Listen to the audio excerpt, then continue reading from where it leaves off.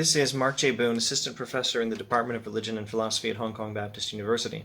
This is a video abstract for my article, Must God Create the Best Available Creatures?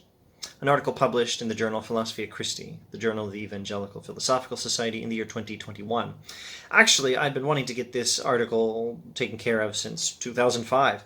The backstory on the article is pretty simple. Never mind me. Let's look at the backstory of the ideas. The philosopher J.L. Mackie had distinguished himself, this is back in the 1900s, off the top of my head I would say maybe somewhere in the 70s. He distinguished himself in some era of 1900s philosophy by presenting an important objection to the traditional free will explanation for why God would allow evil. If evil is due to the free choice of creatures, why wouldn't an omnipotent God simply create better creatures who would choose better? So that's J.L. Mackie. Alvin Plantinga, Christian philosopher, in turn distinguished himself with his critique of Mackie. Plantinga's main point is that Mackie makes a mistake in assuming that it's within the power of omnipotence fully to create just any possible world. So far, so good. But I think Mackie made another mistake, yet another highly questionable assumption that Plantinga does not critique. Mackie assumes that a God, as construed by classical theistic belief, who could create either of two people, one of whom would freely choose right, the other of whom would freely choose wrong, that God must create the one who would freely choose right. But if that's true, then just as long as there is any possible person whom God could have created and placed in the Garden of Eden, and who would not have sinned, God won't allow anyone else the chance to sin. So in Mackie's view, no one else sinning is even possible.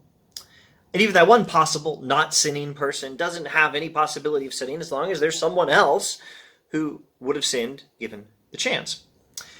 In short, for nearly every conceivable arrangement of the facts about what possible people would do, every possible person, or all but one of them, is completely unable to ever sin. And where does that leave free will? In my article, I try to figure some of this stuff out, which was the main point. Now, you might be thinking that it's just not reasonable to even talk about the so-called facts about what not real but possible people might do. Maybe there are no such facts, or maybe if there are, we can't talk about them. You might be right.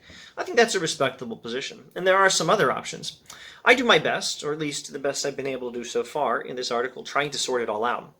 And I think the best option is just drop Mackie's assumption. Now, this also means we don't need Alvin Plantinga's idea that maybe all possible people have what he calls trans-world depravity, by which he means that maybe all of the possible people would have sinned given the chance. Now, I love Alvin Plantinga's Christian philosophy, but I don't think that particular position is very likely. Still, if I'm criticizing Plantinga, it's a friendly and a very mild criticism, I think. It's less that Alvin Plantinga is wrong, and more that we can agree with Plantinga's criticism of J.L. Mackie and even go just one step further. Two more notes before wrapping this up. First, the title of my article is inspired by Robert Adams' famous article, Must God Create the Best?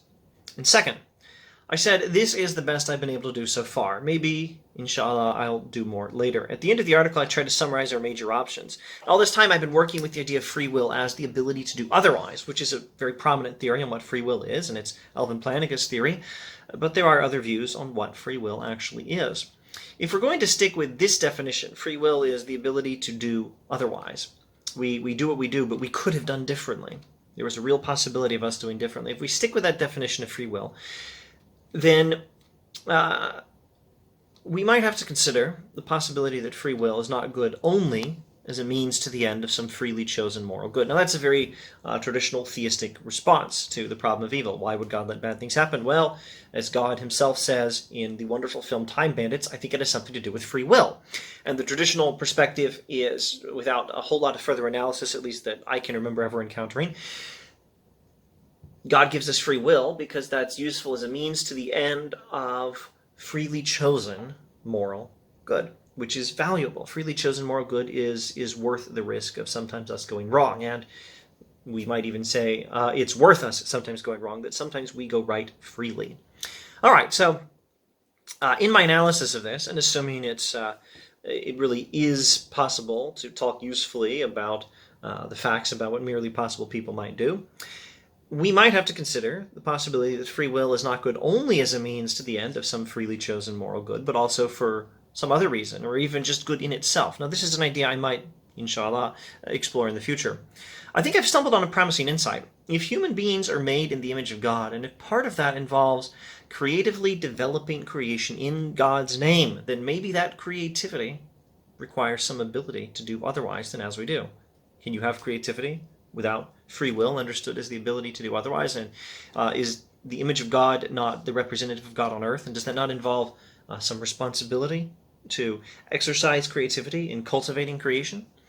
This might be at least part of the explanation for why free will, in this sense of the term specifically, is important. But this I defer to, God willing, my future analysis. In any case, frankly, I'm happy enough if we just question Mackey's assumption, answer it in different ways if you like. I go over several different approaches we might take towards the end of the article. I'm happy if we just question Mackey's assumption. I don't think it should ever have been allowed to pass unquestioned. I recommend this article for anyone interested in this stuff. The article is available from the journal Philosophia, Christi, which I presume is available at some local university libraries, possibly public libraries, and you may or may not have to use interlibrary loan. At some point, I hope to put a version of the article on academia.edu, philpapers.org, researchgate. Whatever researchgate is, researchgate.something, if and when copyright and editorial permission allows. All right. Thanks for watching. Postscript, 15 years or more off. Mackey's article was Evil and Omnipotence, published in Mind, 1955, not the 1970s. Sorry.